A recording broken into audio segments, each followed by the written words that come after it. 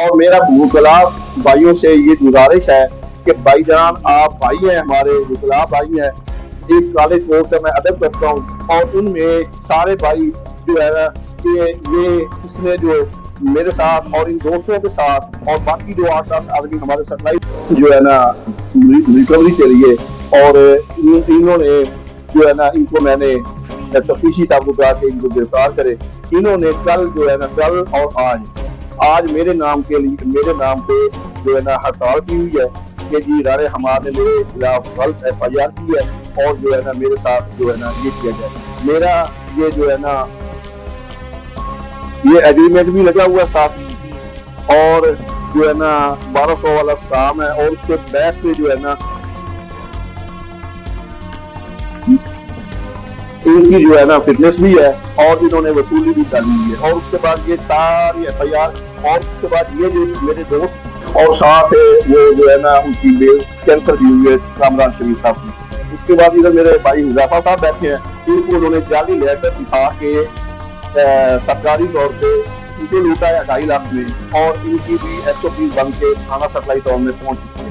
फिर उसके बाद एक हाजी हसन साहब है अल मरूफ DC साहब, उनको इन्होंने 35 लाख में लूटा हुआ है और वो भी अपनी SOP बनवा के थाना सप्लाई टाउन में पहुंच चुकी है। उसके अलावा तकरीबन आज क्योंकि मुझे एमरजेंसी फर्ज करना पड़ी, वरना शायद में भी कल या परसों मैं और भी करूँगा, उनमें 8 लाख होनी चाहिए। और दूसरी बात ये है कि मेरे साथ अल्हम्दुलिल्लाह साहब DPO से लेके तमाम अफसरान ने मेरिट पे फैसले किए हैं और मेरिट पे कर रहे हैं।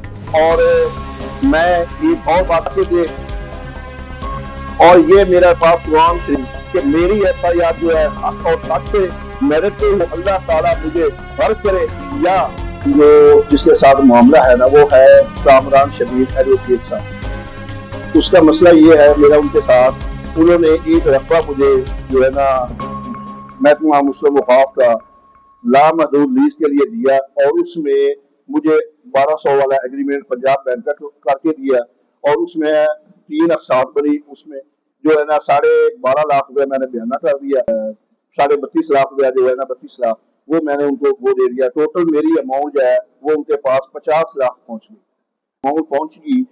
कामरान शाह ने उनको कहा एक मेरा चेक उनके पास रह गया 12.5 लाख का, ये टोटल रकबे का सौदा जो था 62 लाख रुपए में। जब 50 लाख रुपया अमाउंट पहुंची उसके बाद मुझे शख्स ने ले लिया, मैंने इनके साथ बात की, इन्होंने मुझे कहा जी हम आपको और रकबा दे देते हैं, वो करते ऐसे लतुलाल बातें करते रहिए। इन्होंने फिर उसके बाद जब वो रेट हुई तो राजा कबर सुल्तान साहब सेशन जज साहब हैं, उन्होंने वो मेरी रेट खारिज कर दी इस बिना पे कि 12.5 लाख का जो मैंने चेक दिया हुआ था वो तकरीबन जो है ना इन्होंने मुझे वो अलाटमेंट रकबा जो है लीज हुआ उसकी अभी डेट पड़ी थी, उससे पहले जो है ना वो ऑक्शन में चला गया। खैर उसके बाद वो डेट भी खारिज हो गई।